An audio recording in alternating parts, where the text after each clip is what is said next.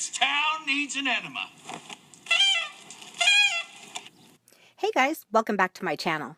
So for today's video, we are going to be going on to the conclusion of our SiQ Cosplay Series, which was the making of Jack Nicholson Joker costume.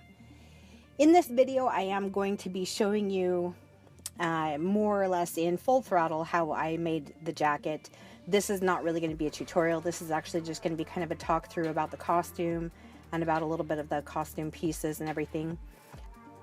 And then toward the end of the video, I will be showing you how I steam and prep the jacket and some Instagram stories, if you missed it, about how I put the trick flower together. So moving right along, the reason why I did not want to make this a tutorial is because while I do know how to make these suit jackets, it's not something I do on a normal basis.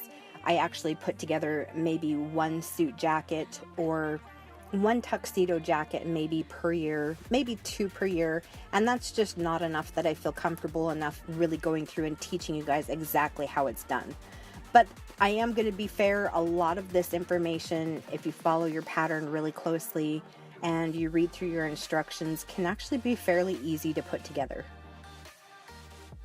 So in this last little segment, I was doing the welted pocket, which you can actually find the welted pocket tutorial in the vest tutorial I did before this video. And then when it comes to like sewing the lining like I'm doing here, it's very basic.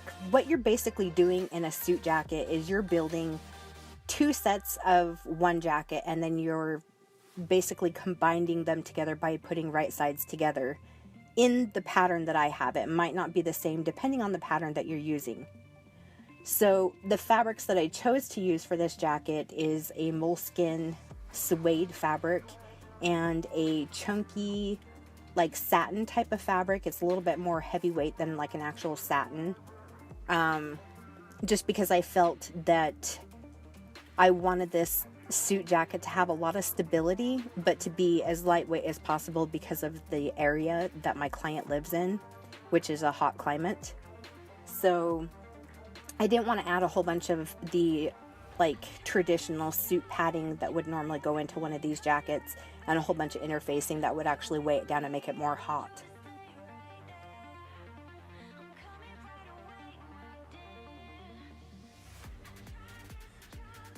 So moving right along, the one thing that I did do in this jacket that was very similar to the vest tutorial is I left the the back center of the jacket open in the lining. So that way when I combined the front and the back together, that way I was able to kind of get into any part of the jacket through that back opening, and then I could just close it up through that opening as well. And you can see here I'm adding the collar on. The one thing I did notice with this specific purple fabric that I was working with was that I ended up having to come through with my stiletto to kind of help it through the machine, even though I was using the walking foot. It was getting quite stubborn. And another thing I did find is that if you have some parts that are not easing very easily, that you could just go in with your scissors and kind of make a couple of relief snips, and then it would just position beautifully. Easing very easily. Me and my lyrics. Such a crazy girl. Anyway, I really hope you guys have enjoyed this cosplay series that I did. I wasn't quite sure exactly what you guys wanted to learn, so I just figured that we would start from scratch and then move forward from here. So if there is a costume that you guys would like to see from start to finish, something that we could all work on together, definitely leave it in the comment section below, and we could definitely look forward to something different in the future. Maybe we'll do a ladies costume next. So it looks like I am still, and I was having a pretty hard time putting the collar in. It was kind of a pain in the ass. I did end up cutting out quite a bit of the footage of me putting the collar in. They're kind of tricky, and if you don't cut your pattern out exact proper and you don't tack it together exactly the same place that you're supposed to, you're gonna run into some problems. And unfortunately I did. Again, another reason why I didn't really want to make this a tutorial, because like I said, I just feel that it would have been kind of unfair to you guys if I was kind of cutting around and not really showing you exactly what you would need to know to put this suit together. But like I said, find a pattern that works for you and go with it. Now, the one thing that I did find with the pattern that I did use is that the sleeves were not deep enough into the armpits. And I don't know why that was, if that was because I was using an old pattern and I might have made an alteration that I didn't notate on it.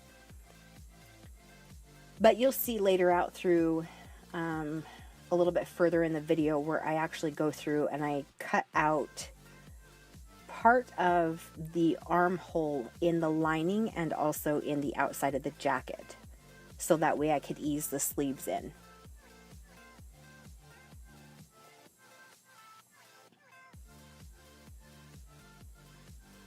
Now in this area is where you'll see me setting the sleeves in. Now typically when I put a sleeve in a jacket, I would like to sew with the sleeve facing up on the table.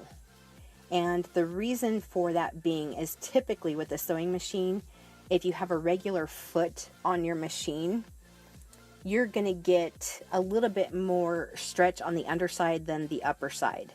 And it actually helps you ease a sleeve in better. But I'm actually using a walking foot throughout this whole, I mean, that's kind of my go-to foot. But typically whatever is closer to the table is the fabric that is going to get moved through at a faster speed, as opposed to the one that's closer to the foot, because the one that's closer to the foot has the friction. And that's just a little tip for you if you've never heard that before. So we're zipping right along, setting in the sleeves.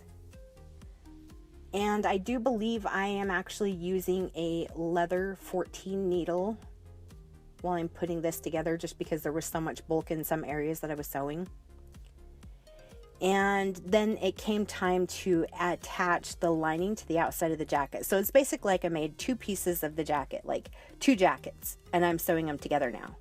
And what I did is I actually had to add on the tuxedo tails to the back side of the pattern. And that's where I'm sewing right here, coming up around the side of the tuxedo tail, up toward the bottom of the jacket. And I'm actually doing this the same way that I did in the vest jacket when I hemmed up the bottom side of the vest for this costume. So you can always revert back to that video if you wanted any kind of reference for that.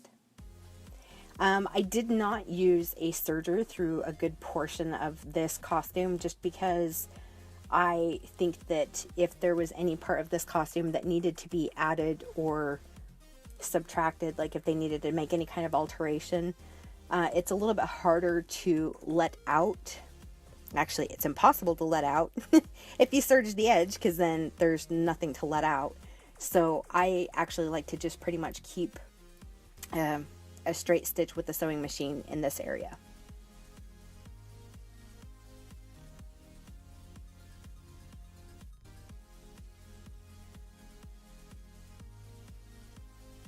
So you'll see me coming through the other bottom side of the other tuxedo tail.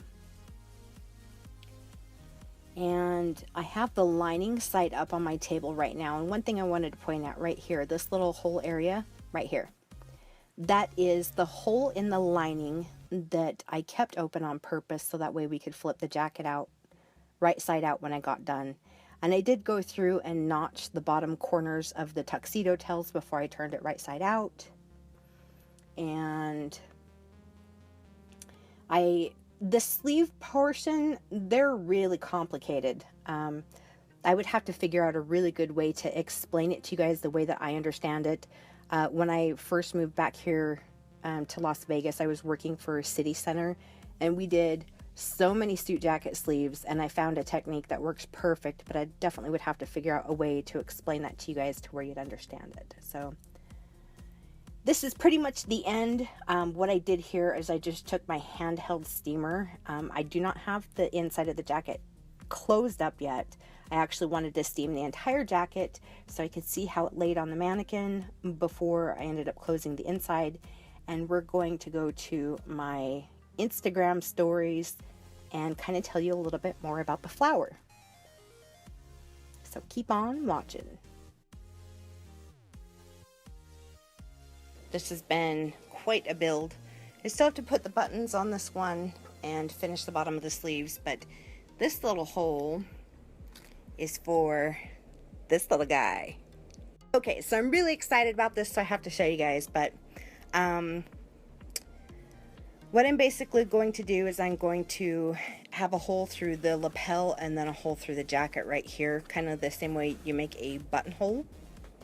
And then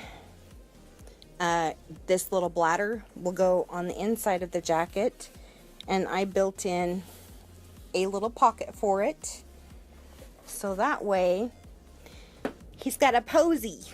Well, technically it's a lily, and it was a lily in the movie as well, but he calls it a posy, which I thought was kind of funny. Anyway, I'm really loving how this costume's coming together. So I can't find the package. I think I already threw it away, but this is the flower that originally came on this little squirt flower thing, and you can see the inside. I just modded it to fit this lily. It looks bomb diggity. I hope my customer is just jumping up and down about this one because it's freaking cool, old school. I love it.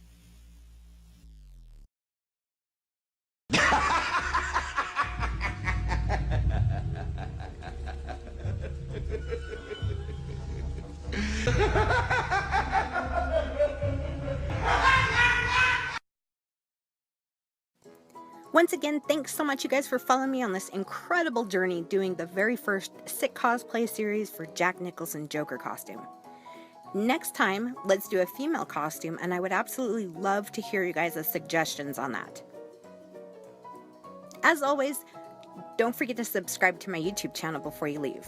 Follow me on all other social media, and I will see you guys in my next video. Bye!